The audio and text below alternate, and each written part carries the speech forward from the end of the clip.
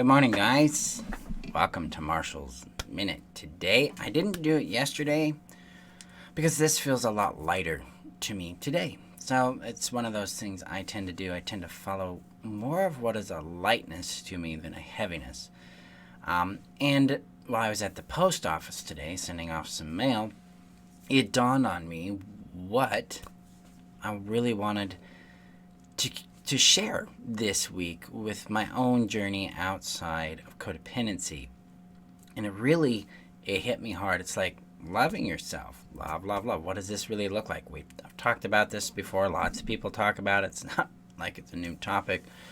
And a lot of times loving ourselves, we have a fantasy that it's about nice things. For me, if my fantasy would be, I've got nice cars, I've got a nice house, I've got a great relationship, I'm traveling, the business is kicking butt. Those would be all nice self-loving things. And the nitty-gritty of self-love isn't that, guys. It's actually has a lot more to do with doing things we don't like doing, doing things that scare us. So there's this concept I've been playing with lately about fear, because codependency, we're taught to tolerate. We developed this habit called undue tolerance. And we have undue tolerance for people's pain, for our pain, for their bad behavior, for our bad behavior, for denial, their denial, our own, things like that. And we have to get into contact with that and start understanding that. I started exploring the idea, am I, avoiding pain because I'm scared of it, or am I choosing pain because I think that's what I have to deal with? And self-love is really about an honest examination about what we're tolerating in our lives. What pain are we putting up with? What beliefs are we believing that cause us pain? Okay, this can be a hard one for us to chew and to accept, to take responsibility or ownership for. A lot of our pain, guys, is caused by the point of view we have about the thing we're experiencing or dealing with. Okay, I'll give you an example. So I run a business, right? And that means I have to sell. I've got to pitch you on things, right? And to be honest, I hate it. I don't like sales. I'm just going to own it. I don't like it. It's not a comfortable experience for me. I'd like it to be different. And so I've been working on finding out what kind of beliefs and point of views I have on sales that make it painful to me, because it is physically painful for me to sell. And some of this deals with my religious upbringing. I served a mission for the LDS Church, and that had some real impact on this. But it's interesting to me. How are my beliefs causing me pain? How's my point of view bringing more pain into my life? Because that's not loving to me. It's not loving to my body. It's not loving to my psyche. It's not loving to who I am, to the things I need to do in my life. Right. Why am I tolerating this pain? Why am I tolerating beliefs that create pain? That's something to think about. Because we get into self-love, it's more and more about, how do I feed myself loving, kind, yet honest thoughts.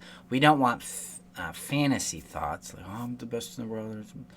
It'll just do it on its own, blah, blah, blah. No, we want, like, hey, yeah, we got this. It's okay to do this. It's okay to be scared. It's okay to wonder. It's okay to fail. I still got my own back. And then we got to include that socially too, guys. There's people who have my back regardless of my success or failure. You need people in your life who have your back regardless of your success and failure. Okay? This allows us to then look at the things we fear and see whether or not we are creating the fear based on our point of view. And if we are, we can change that. And secondly, we can act towards the fear and overcome it. We can break through. We that cliche. We can break through. We can actually experience our own capacity, our own brilliance. We can see what we can do. Because fundamentally, guys, there is no safe way to predict the future. There's no way to make the future safe other than taking our power back from the future and acting in a deliberate fashion towards it, regardless of our fear. That is different than pain. And this is something I want you guys to think about, something I'm going to be processing for a bit. Doing scary things is necessary. Doing painful things is not always necessary. We don't need to put ourselves into pain in order to accomplish our dreams most of the time. Usually the biggest amount of pain we're going to experience is dealing with our fear. But if we're in physical pain doing the things we're doing, we need to stop and we need to look at, what am I either thinking, telling myself, or is this actually congruent with me? Is this a loving thing for me to be doing in my life? This is what self-love really is about. It's about going, how's my life functioning in a way that adds to my own peace and well-being? How is it aligning with my own sense of joy and confidence? Or am I causing myself pain? Am I causing myself fear that is not warranted? There is necessary pain. Breakups are a necessary pain. People are losing people, going through transitions, those kind of things. Loss is kind of a necessary thing in life because it creates space so we can receive something else. But our thoughts, our beliefs, our points of view, what pain is that causing that we don't need to carry? It's very common that we tend to dump on ourselves, like, I'm not worth it, Nobody's going to love me. There's something flawed in me. I'm a burden. These are things that cause us pain.